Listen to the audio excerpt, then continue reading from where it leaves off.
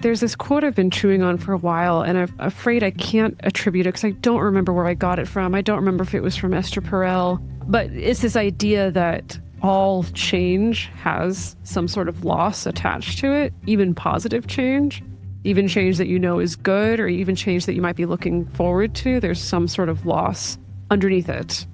Like, the loss doesn't even have to be catastrophic, but sometimes even the fear of these tiny losses can hold us back from making positive change.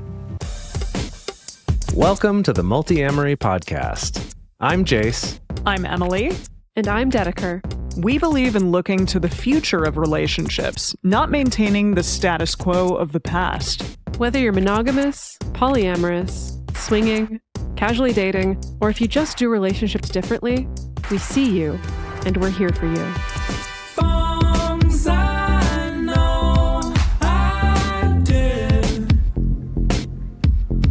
Forcing me to form myself to fit. On this episode of the Multiamory podcast, we're exploring the 8 worldly concerns. 4 things that we desperately chase and 4 things that we desperately avoid that have been driving human behavior probably since we've been humans, but has been talked about for at least the last 2,500 years. You'll discover why your need for praise might be sabotaging your intimacy, or how fear of loss might be creating the very problems you're trying to avoid, and what happens when we make relationship decisions based on social media validation instead of authentic connection. So join us for this fun, historical, yet very relevant discussion today. If you're interested in learning about some of our fundamental communication tools that we reference on this show all the time, you can check out our book, Multiamory, Essential Tools for Modern Relationships. It covers our most used communication tools for all types of relationships, and you can find links to buy it in print, ebook, or audiobook at multiamory.com/book, or wherever you like to get books.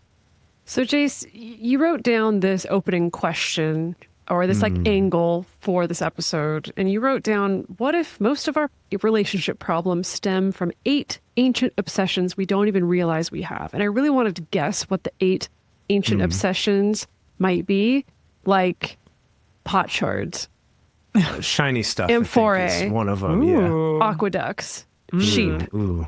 wax, Oh, sheep's a good one. seeds, trebuchets, Wait, some of those aren't that tar. ancient.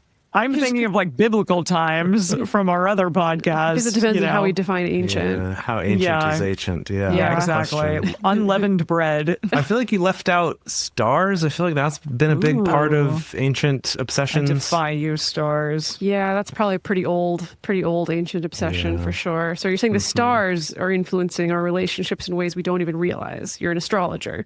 Maybe. Mercury is in retrograde. When is There it you go. not? I swear to God. Yeah, it's No one always ever in celebrates retrograde. Mercury being out of retrograde. It's a good point. Right. Prograde? Yeah, do we ever walk around being like, hey, everyone, Mercury's in prograde today? That's why you're Cool, having right? an I think we especially should, great Mark. day. Yeah. Cheers. Bring that back. Cheers to you.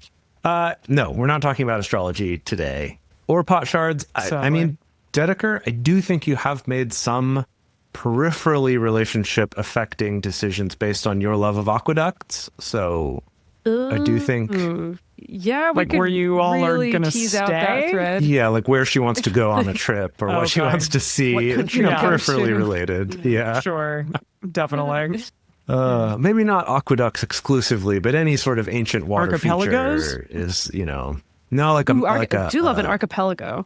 I know you do. there you go. I Okay. know. See, there it is. So what we're talking about are these things called the 8 worldly concerns, which is something that Siddhartha, also known as the Buddha, came up with 2,500-ish years ago in 500 BCE-ish.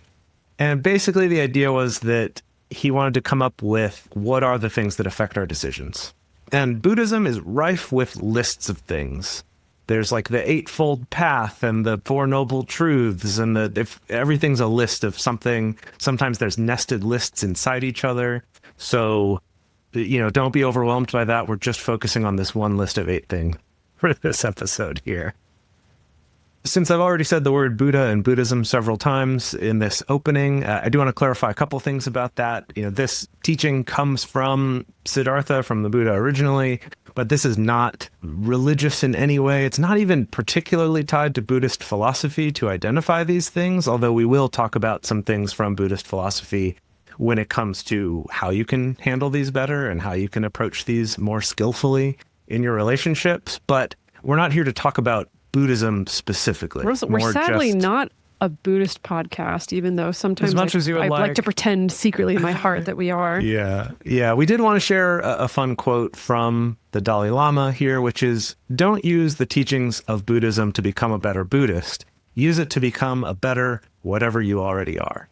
And that's what we're doing here today. We're going to take these teachings and use them to become better whatever you already are. So you do not have to be Buddhist or even be interested in Buddhism for this episode to be relevant and interesting for you.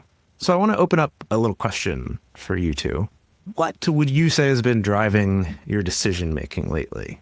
Especially if there's been any decisions you've had to think about, not just like, what am I going to have for lunch, but, where am I going to go on vacation, or what am I going to do this weekend, or maybe, should I change jobs? It could be something big, could be something small. But if you tried to dig down to what underneath that is driving those decisions, what do you think that might be?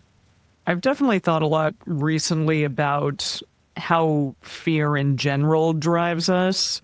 And I guess what I mean by that is just it drives us often to decide to do things in order to keep ourselves safe, or in order to maybe not rock the boat, not, do something that would set someone off or make them want to run away, or things along those lines. And I think a lot of that stems from like a fear of the unknown. Maybe if you don't know a person that well yet and are not necessarily certain of how they're going to react to something, or you're fearful of an outcome not being what it is that you want, things along those lines. I'm not sure where that would exactly go in terms of the 8 worldly concerns, but I bet it is linked to one of them at least. Probably several of them.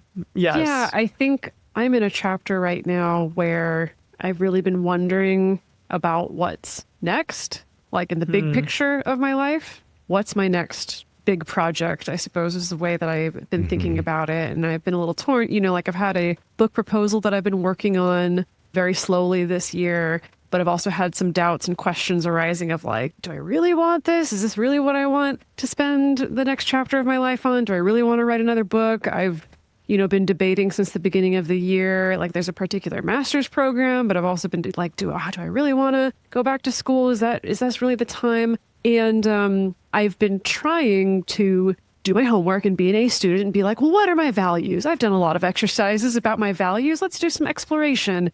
And it unfortunately still hasn't offered a lot of clarity, because I'm kind of like, okay, well, like this pathway does appeal to like this particular value that I have for, let's say, like achievement, but it doesn't really honor this value that I have of like playfulness and freedom or whatever. Like, so like I feel like I'm in a place where like I'm wanting to be values led in my decision making, and my values are insightful, but they're not really leading me. Okay. Yeah. Well, maybe this episode will give some new ways to look at that question.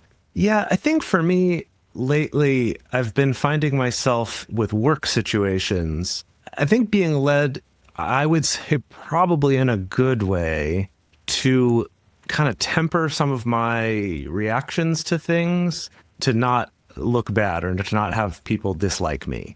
And I think that could, if I did too much of that, I think that could be bad. But I do think it's been good holding me back for when I'm just like annoyed about something and I don't really have a good reason for it.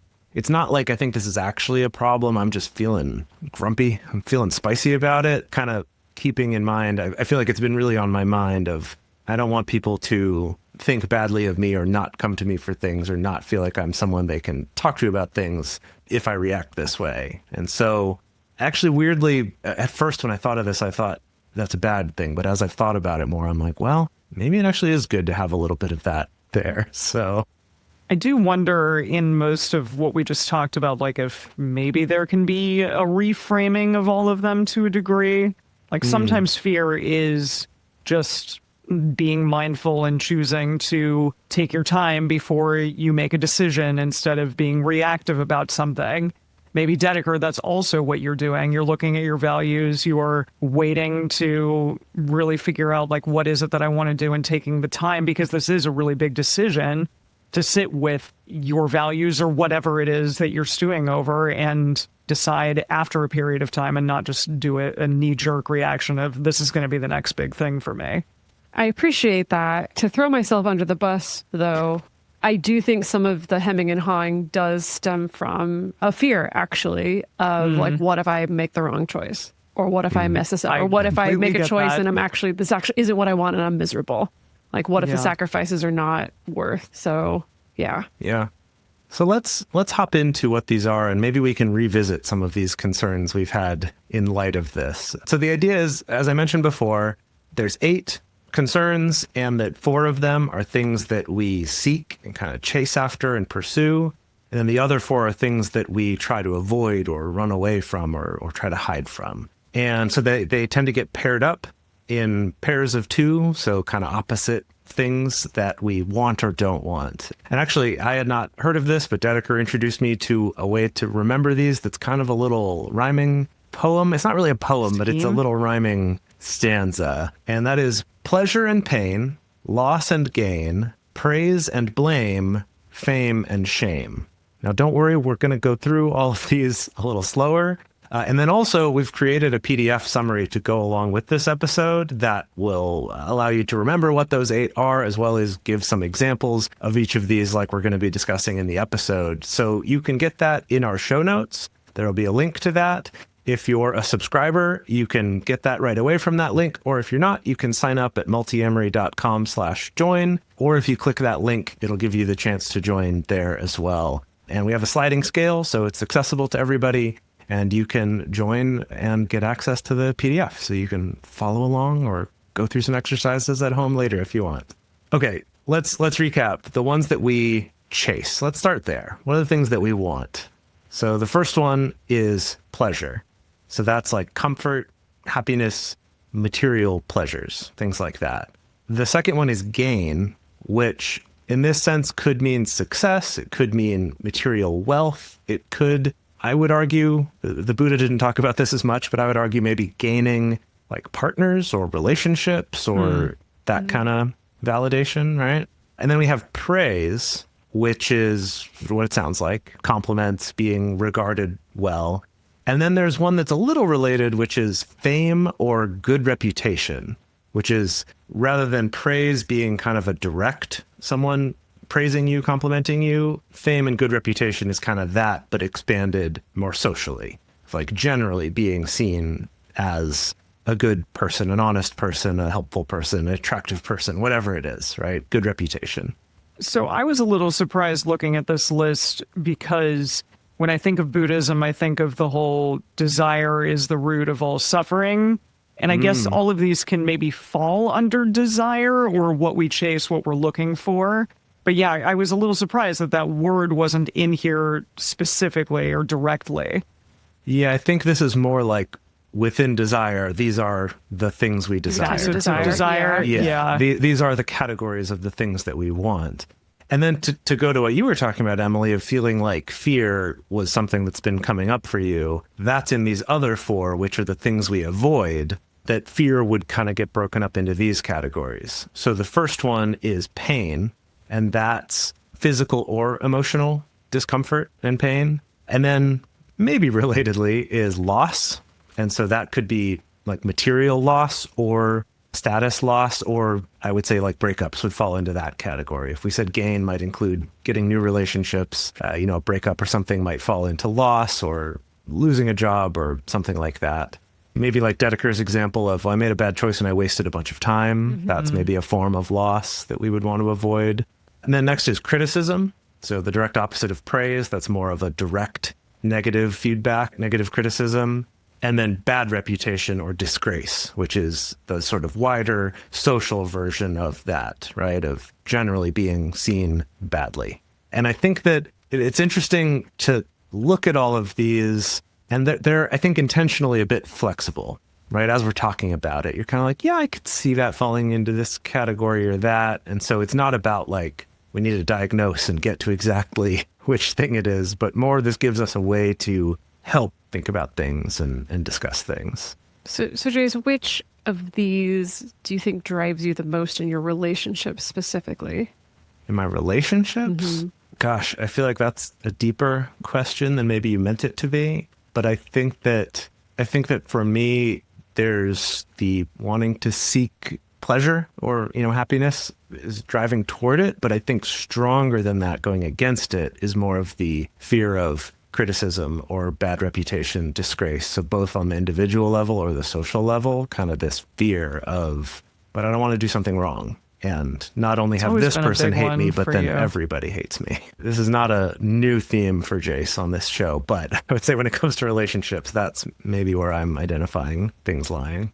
Yeah, because I think something I've noticed has come up a lot in my relationship to you, Jace, is I often have these fears that come up around like you thinking that I'm stupid, or you thinking that I've made a bad decision, or you thinking that like I'm not worthy of respect in some way. And so like sometimes I don't know if that drives all of my decision making or all of my moves in this relationship. Yes. That you're stupid. I know. I told her she I'm was just stupid like- for thinking that I might think she's stupid.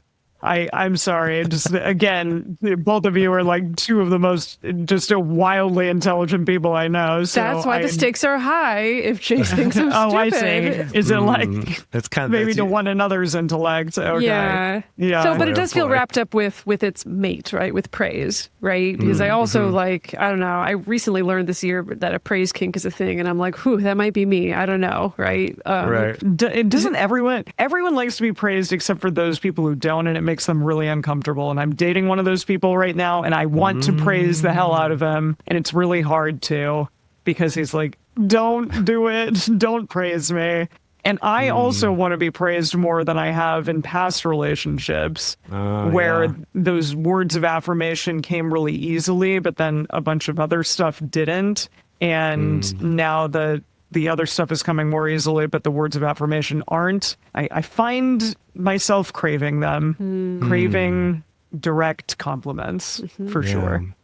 I think there were different points in my life where I probably would have identified more of gain and loss being a bigger part. I think those are still present. I think the idea is that all of these are present all the time. Yeah. But I think there are definitely times where there's been bigger focus, I guess, on different ones of these. So something that I do think is worth pointing out and keeping in mind for this whole episode is the point of this is not to say these things are bad. It's just to say these things are, like to help us understand our sort of desires and fears, you could say, or the things that we want to go toward and want to go away from.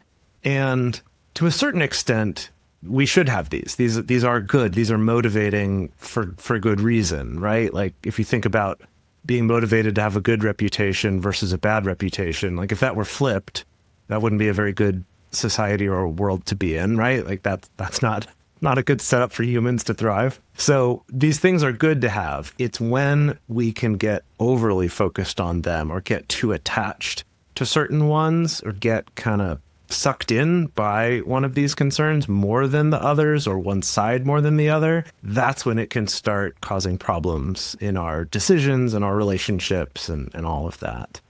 Do you think that there are times where these might show up differently in like your family relationships or your friendships versus your romantic relationships?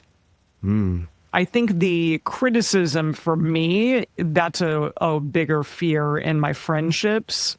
Whereas I feel like you navigate that's your something that friendships coming from a place of wanting to avoid criticism or blame. Sure. Like I think generally in my romantic relationships, I understand that like that may come up a little bit more because, we course correct. There is intimacy and intensity there and you're with that person more. And sometimes like you may piss each other off a little bit more than potentially a friendship where you don't see each other as often. And so if that comes up, it's like, holy shit, I must have done something really bad here. Feels worse. Yeah. That's interesting. Yeah. I don't know. For me, at least. Yeah. that comes up, then it feels like, okay, like I must have really done something to piss this person off, or I really need to figure out what am I doing wrong in this relationship. Whereas I feel like people get in fights in romantic relationships, and they might be able to also say, like, can we talk about that or whatever. That feels a little bit less intense to me. Like the loss of that relationship is something that I worry about more in romantic relationships versus friendships or family relationships. Yeah, I think interestingly, thinking about the loss and gain part of it is I feel like when it comes to a person's time, gaining or losing access to their time and their energy and resources, I find that with a friend, that tends to be less of a big deal. It's just kind of natural of like, oh yeah, you'll go through phases where they'll want to hang out more or less, or I'll want to hang out more or less. That's more natural. But then in a romantic, sexual relationship, whatever, that feels more acute of like, oh no, even this little bit less time, or I want this more time, or maybe I want less time, but I'm worried because I know that loss is going to hit them hard and I don't want it to. But then like the opposite of that is I feel like, breakups suck and are sad and devastating, but like a loss of a friend, Yeah, I feel like is true. much worse. Like that, the fear of actually fully losing a friendship to me is a much bigger fear. And when it's happened, like those are the ones I still think about to this day, 20 years after it happened, much more so than breakups that happened the same amount of time ago or even more recently. Not that those don't also suck and don't also hurt, but there's something different there about the friendship versus like a romantic relationship. Now let's dive into each of these in a little bit more detail. And so let me kind of lay out the plan. We're going to divide these up into sections. So first we're going to talk about the first pairing, which is the pleasure and pain, the pleasure pain axis, you could call it. And then we'll go on to the gain and loss one, or the material axis. Even though it's not just material, it's also emotional. So we'll just call it the gain and loss axis. And then, because I mentioned before that the praise and criticism and then the good reputation, bad reputation are kind of similar, but on individual versus social scale, we're going to group all those together and kind of talk about that whole group. And then at the end, we'll talk a little bit more, if we haven't already covered it, just kind of about some ways that we can help better balance these, I want to call them humors, but that's not at all what we're talking about. But before we go on to that, we're going to take a quick break to talk about sponsors for this show. If you'd like to check those out, please do use our promo codes, use our links in our show description. That does directly help support our show. And then, of course, if you want to join our community at multiamory.com/join, not only will you get access to the accompanying PDF for this episode and for other episodes where we've been doing this, but you'll also get into our private Discord group, have access to our monthly video processing groups where you can actually chat with people in real time, and early access to ad-free versions of the show. And we're back, and we're going to dive into looking at how this hope for pleasure / fear of pain can influence our relationships. When you think about this axis specifically, when thinking about relationships, what comes to mind?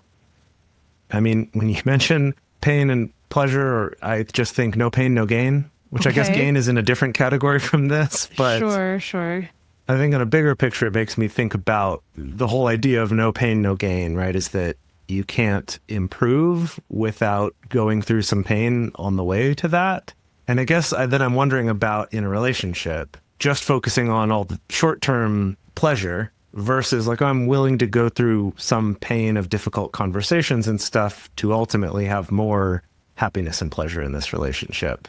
And anyway, that was my tangent about no pain, no gain. That's where my mind went to, is like, maybe the avoiding hard conversations could be when you're more biased toward avoiding pain, but that ultimately that is going to cause more pain down the line because those things build up, they don't get addressed, they don't get discussed. And then maybe similarly, if you are just focusing on, having a good time, also that kind of dries up over time, because it's like, but we're not actually dealing with any of the harder stuff along the way too. And so it's like in seeking one or the other side, you kind of end up losing what it is that you wanted. Yeah, it just makes me think of, and I think we've all been here, but like staying in a relationship a lot longer past the relationship's expiration date. To me, I often think that's a function of being motivated by fear of pain. And that sometimes leads us to even like be accepting more pain day to day, like being in a relationship that we really don't want to be in because we're afraid of like what seems to be the bigger, more scarier pain of having to deal with our life blowing up potentially, or having to deal with, like rejection or rejecting another person, or like, all those things. Yeah, sure. I mean, I think I had a huge fear of the unknown, and just sort of similar to what you're going through now, Dedeker, but on a global scale of my life. Like, what the heck do I do now if I choose to leave a relationship? That just kind of becomes the norm in your life. It becomes something that is so repetitive and so normal, even if it sucks. And you just are like, well, this is sort of who I am now, what I deserve, what my life looks like. And so I'm going to keep it going. Where my mind went to immediately, for some reason, is radar, and how the framework of radar, at least to me, has been a little scary over the years, because a lot of my radars ended up being pretty challenging and didn't always end very kindly. But I do feel like when done correctly, or in the way that it was intended, it can create an ecosystem and a really nice container for people to work on their relationship in a very positive way, and to not let all of the little things kind of pile up, but instead like work through them, figure them out, make actionable decisions on, what are we going to do in order to change this pattern or fix this problem or whatever. And that the fear of, well, it may be a really long, drawn out, shitty process that might be a little scary, like that fear often would cause me at least to not want to do it. But the reality is this is a relationship maintenance thing that is really great for the longevity and health of your relationship as a whole.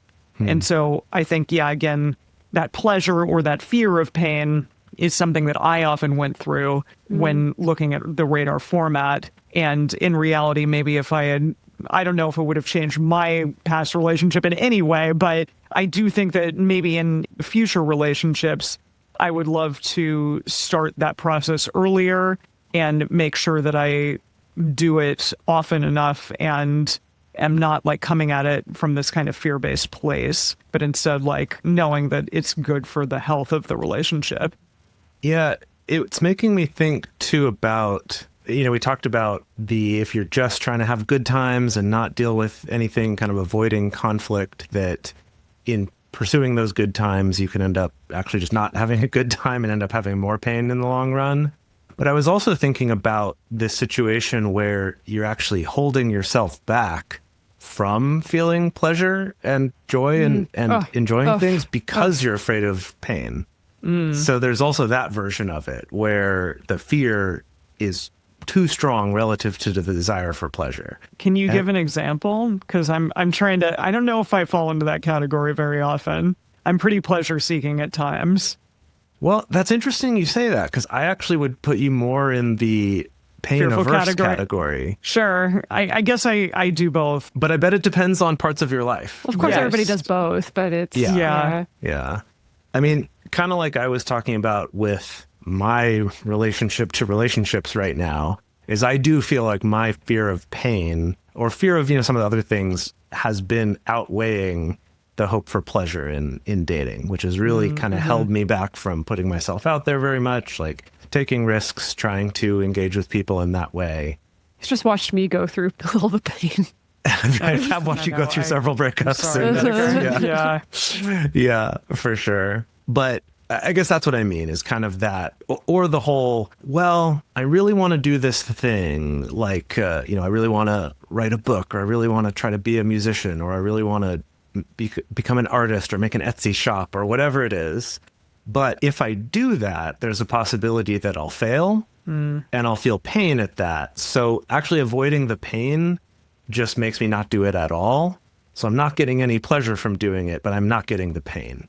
Right. So it's like by trying to stop one, you're stopping the other. I think we all do. Again, we all do all of these things. It's just identifying the ones that show up the strongest for you. Okay, let's move on to loss and gain, because I do think that a lot of the things that we talked about with pain also can sort of meld into this question of, are we worried about losing something? that potential pleasure and the possibility of gaining something great in your life, which one is going to win out at the end of the day. And I do think a lot of us try to like keep things in our relationship steady and secure, and maybe also just choose not to discuss things or tell somebody our real vulnerable feelings because we're worried about loss of that relationship. I know I've absolutely done that before, and that's something that I wrestled with recently. And I think it's something that we all have to worry about from time to time. It actually makes me think now, putting it in the context of relationships, about the whole jealousy versus envy thing that we've brought up sometimes, where envy is, I want something that someone else has. So you could think of that as being the gain side of this, like really focusing on wanting that. And then jealousy is being worried you're going to lose something that you have. So that's being really focused on this fear of loss. And I never quite put that together, that there's this connection between this pairing in the 8 worldly concerns with the whole envy, jealousy thing, where they feel so, or envy and jealousy feel so similar and have overlap in a lot of ways, but they're kind of opposites. And I think that's maybe part of what's going on here. And sorry, my mind's just a little blown by that realization. I'd never put that together before. Yeah, there's this quote I've been chewing on for a while, and I'm afraid I can't attribute it because I don't remember where I got it from. I don't remember if it was from Esther Perel or any of the other podcasts that, you know, prop me up on a daily basis. But it's this idea that all change has some sort of loss attached to it, even positive change, even change that you know is good, or even change that you might be looking forward to. There's some sort of loss underneath it. I guess maybe to use a stereotypical example might be if someone decides that they want to be sober, even if they're not even necessarily in like the depths of, you know, addiction or substance use disorder, they just want to be sober for themselves, for their health, for their relationships, whatever it is, that like there's still a loss of like maybe a certain amount of like social ease when you could go have a beer in a group of people that you didn't know, and it would make things easier. Like the loss doesn't even have to be catastrophic, but sometimes even the fear of these tiny losses can hold us back from making positive change. It also makes me think about the relationship that I think a lot of us have to loss and gain, that sometimes there's this assumption that in order for one person to gain something, someone else has to lose it. Kind of this transactional zero-sum monopoly style way of thinking about riches. And I mean that in a metaphorical sense. You know, this comes up a lot in monogamy culture versus more of non-monogamy culture, of this idea that, like, I remember a question I would get sometimes with non-monogamy is like, don't you think it's selfish to want more than one partner for yourself? Interesting. And I remember just kind of sitting there and thinking about that and being like, what a crazy thing to think. Like, first of all, that had never occurred to me. And then also I was like, but wait a minute, but I'm also not saying that I want to remove them from anybody else by me dating them. Whereas a monogamous person, even if it is just one, you're saying like, but I want to remove this from everyone else. And I know it's not that simple, but it's interesting looking at the complicated relationship that we have to loss and gain in a capitalist kind of world. I will say the time question is the big one for me often, that when I do think about, you know, my partner dating other people or me dating other people, it's just the amount of time that I have. And it's not like I spend all my time with my partner, but it's all of the time that I have to do anything in my life at all. And so if I add an additional person or an additional multiple people to that, then some of the time that I have in my life is going to be diminished. And I think that sometimes that's where my fear comes in about losing that time and thinking about that versus, okay, am I going to gain new perspective on self, an amazing new connection, or whatever it might be. Yeah, we talk a lot about like scarcity and abundance mindsets. And I think generally non-monogamous people like to think that they have this abundance mindset. And I think that that's a wonderful way to live. But we do only have a finite amount of time on this planet, and we do have to figure out how to best use it.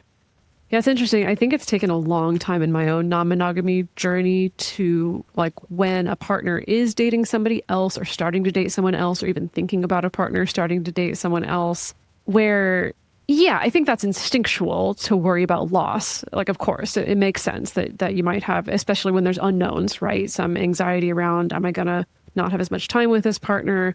Are they going to not have energy for me? Are they going to treat this other person better than they treat me? Like, that makes sense to worry about loss. But it's taken me several years to not just go to that place first, but to be able to go to the gain place. Also to be like, oh my God, I can finally get some time alone in the house, you know? Oh, I see, like the gain versus Right. loss in the same situation. It's another like Yes. flip of the Yeah. narrative there. I mean, I don't know. Like, I'm not saying that that's where everybody needs to be. I think for myself, it's been nice that my brain can at least go there at all these days. It is. Yeah. It really is. Yeah.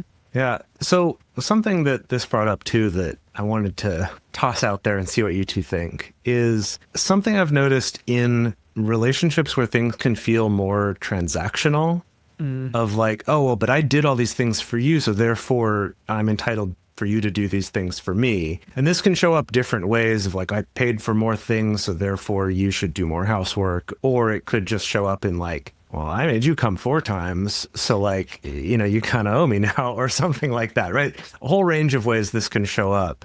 But I think that, again, to think about the idea that by you gaining something, someone else had to lose something. I have noticed that, like, I've definitely thought this way in the past, and I've noticed people where it kind of seems like by doing something for a partner or a friend or coworker or whatever, there's this sense that goes with it of like, by doing that for you, I've lost something. And so therefore I'm kind of owed repayment for that.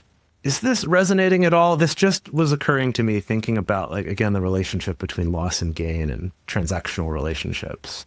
I think some people think like Yeah, that for sounds sure. like it'd be a jerk to be in a relationship with. I mean, personally. I was in a relationship with somebody who thought like that, and it wasn't great. It sucks. Okay, so you have experienced this. Oh, yeah. All oh right. yeah, absolutely. And I think just because I don't think like that, I don't think that relationships should be transactional. I think there are times when we do give more and sometimes when we give less. And ideally, like, each person is able to lift the other up in those moments. Of course, if it becomes like 2 on one side or the other, that's potentially a bad thing and something to look at and think about. But I don't think we should be keeping score in relationships generally.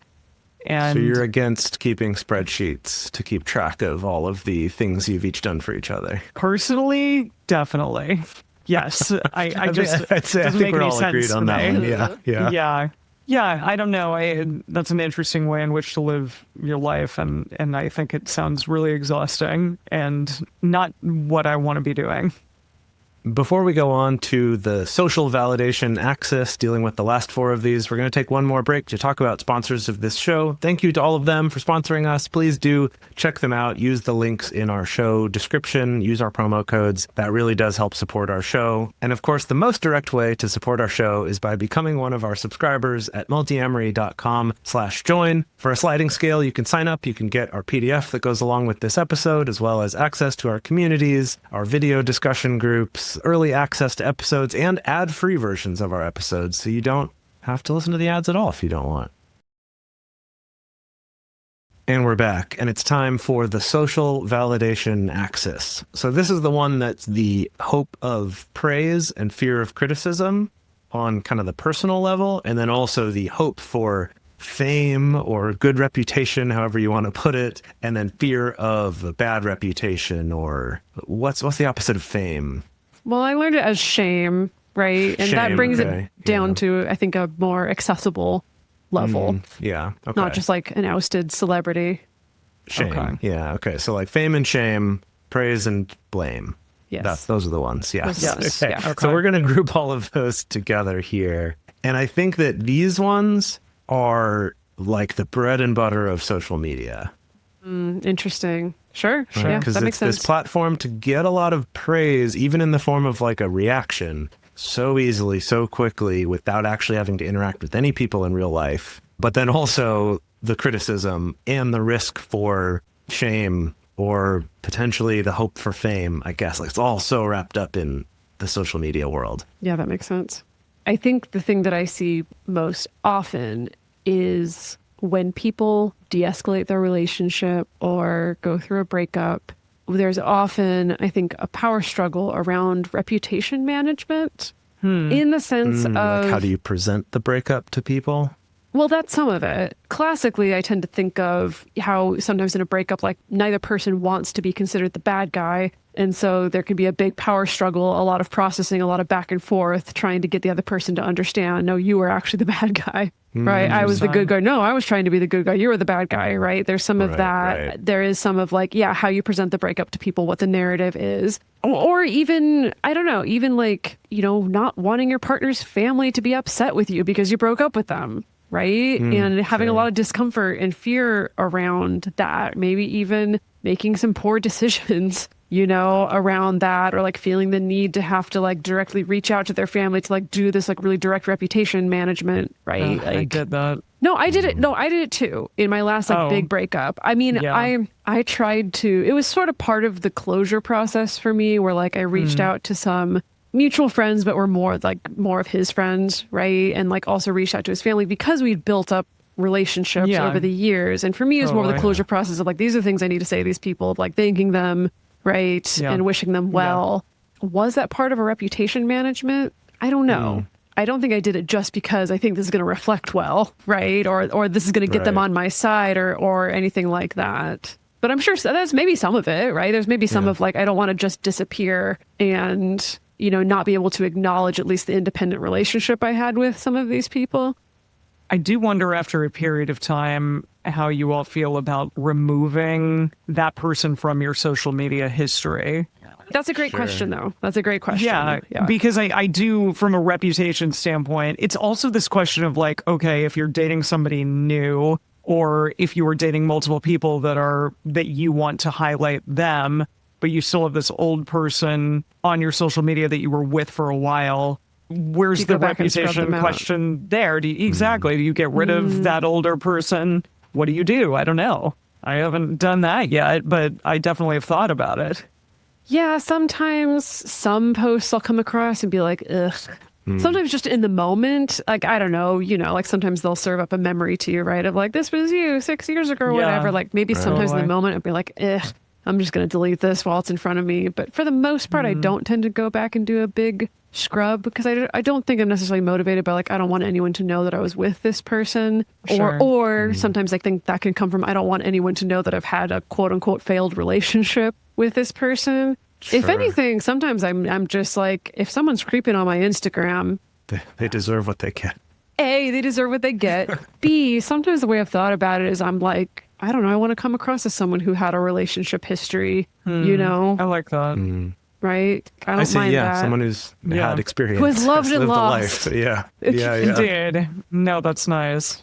So with all of these, right, they're having these fears and desires is not bad. Having those is perfectly fine. I'm curious about what are some places we could see where we've let one of these, or we've seen people we care about let one of these particular fears or desires kind of overpower and then end up sabotaging, like a fear of criticism, kind of like my example earlier about wanting to become a musician or start an Etsy shop or something. You could also see as like, if your fear of criticism is so much greater than your hope for praise, you'll just never try. I could also see like when we do things like this podcast where we get praise and criticism, the criticism, boy, that feels a lot louder and hits you a lot harder than the praise does. Oh, definitely. That's a big one. And I think that has caused me to tread extremely carefully and very lightly, just to make sure that nothing that I say is going to be construed in one way or another that is going to lead to criticism of me on this show, even though I'm sure that I have said many things that people can criticize. But definitely in relationships too, I have found that I tread really lightly in order to not receive criticism from someone, especially if that was a pattern of behavior where that happened a lot and where it led to a lot of pain or a lot of hurt or a lot of anger. And so I found myself just trying to be very careful with what I said to not anger my partner. Almost, do you think maybe more fearing their fear of criticism? Maybe. Yeah, I think that's more than your own. That's a good point. Yeah, realizing that their fear of criticism was so high that it would cause a lot of emotional pain on my part if I were to do that. And I think that's just like a deep-seated insecurity there. But that it's a good all example wrapped of how up. it's all connected. Yeah. It's all wrapped up in the fear. And I think one can lead to the next and the next, of course. Yeah, I'm thinking about how we can choose to stay in a relationship based on social judgment, or sometimes we can even choose to leave a relationship based on social judgment. And I don't think this gets talked about enough, particularly in America, which is a very hyper-individualist society, right? And so for better or worse, we sometimes carry a little bit more of an attitude of like, I can date whoever I want, and who cares what other people think? Or at least we have that baked into some of our stories, right? I don't think Yeah, that's for necessarily sure. how people actually behave. But I think in more collectivist cultures, this idea that like who you choose to be in relationship with, especially who you choose maybe to marry, like who you choose to be your central, most visible partner, isn't necessarily just an individual concern. It's like, how does the community feel about this? How does my family feel about this, right? And so a lot of people can capitulate to pressure one way or the other.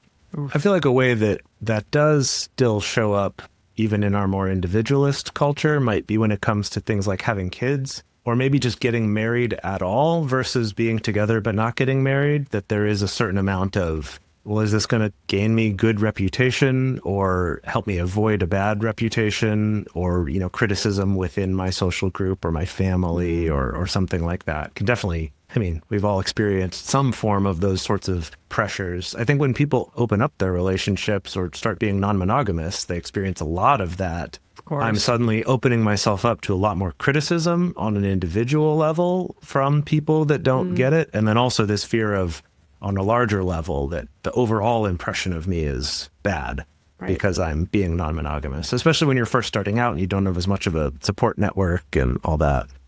What a journey we've been on through these 8 worldly concerns. So now, if we're going to take all of this together, we've discussed, you know, how to observe these, how to notice them, how to maybe pick apart which ones might be overpowering others as we've gone. But I think that the key part here is this whole middle path idea. I'm actually surprised we've made it this far in the episode without saying the words the middle path. Shocking. So if that was on your bingo card, you now can fill that one in. But the whole idea with the middle path, which is, again, something that's talked about in Buddhism a lot, is to say it's not about completely avoiding something, and it's not about becoming obsessed with this thing. It's finding the middle path there. Or it's not about only experiencing good things or only suffering or only not suffering. It's like finding that middle path. Whatever it is, it's about trying to find this middle path. And in going along with that, I think there's a lot of mindfulness pieces that can be helpful. And one of those is realizing that all of these states, all the things we're afraid of and all of the things that we're hoping for, are temporary. And when we're in the moment of it, though, it feels so permanent, doesn't it?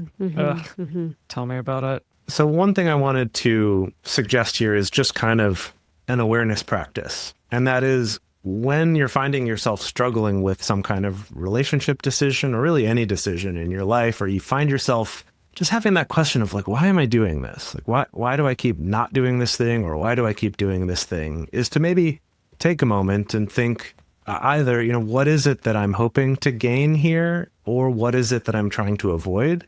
And see if you can use these 8 concerns to help you dig a little deeper, get a little more specific. Because like at the top of the episode, Emily, you talked about, oh, I feel like I'm being driven by fear. Then this is kind of saying, okay, let's take it another step further. Fear of what? And then what are the things you're hoping for? Just as a tool to help you get a sense of where you are with that, and realizing that all of these are part of you. And that sometimes when we're focused on one, we can just become ignorant of everything else, and all we see is that one fear, or all we see is that one pleasurable thing we want, or that one thing we want to gain, and we kind of lose sight of the rest of it, and we end up suffering because of it. If you find that you are ruminating on something for a period of time, or you can't quite kind of get out of a thought process that maybe isn't helpful, a nice thing to do is to check in with yourself, maybe on a daily basis, or maybe for that period of time where this thing is happening that is maybe maladaptive to your relationships or just challenging for you in general. You can ask yourself, which of the 8 worldly concerns felt strongest for me today? Maybe it was that you were worried about your reputation or criticism, or you were really hoping for praise and you didn't get it from your partner and that was difficult. You can ask, how did this show up in my relationships? What would I do differently if I wasn't driven by this concern? And then how can I bring more awareness to this pattern tomorrow? I like that one, so that hopefully we're sort of gently getting ourselves out of that thought process, out of that pattern, and moving more towards that middle path. I love that. It's also worth just remembering that everything's impermanent, that Indeed. everything's changing day by day. You're never the same person. No one else is the same person one moment to the next. And so we are able to inspect these things and adjust these things as we go, and we're not just stuck in that one thing. I want to remind everyone that there is the PDF available. So if you want to go through these exercises, those questions that Emily just read are all in there. So you can go through those on your own time if you want. So you can, again, check that out. There's a link in the show notes to get that. And you can sign up at multiamory.com/join to get access to that. It's available on a sliding scale, so it's accessible for everybody. Go check it out. We'd love to have you as part of the community. And we're really excited to see some of the discussion that comes up around this. And one place to do that is on our Instagram stories, where we're posting our question of the week, which is to complete this sentence. I avoid difficult conversations in relationships because I'm afraid of... Very curious to hear what everybody has to say. Also, if you want to discuss this further, the best place to share your thoughts with other listeners is in our episode discussion channel on our Discord server, where we'll also post this question there, as well as a summary of the episode, so you can discuss in a thread with other listeners. And you can also post in our private Facebook group. Both of those are accessible to all of our subscribers at multiamory.com/join. In addition, you can share publicly on our Instagram at multiamory_podcast. Multiamory is created and produced by Emily Matlack, Dedeker Winston, and me, Jace Lindgren. Our production assistants are Rachel Shennework and Carson Collins. Our theme song is Forms I Know I Did by Josh and Anand from the Fractal Cave EP. The full transcript is available on this episode's page on multiamory.com.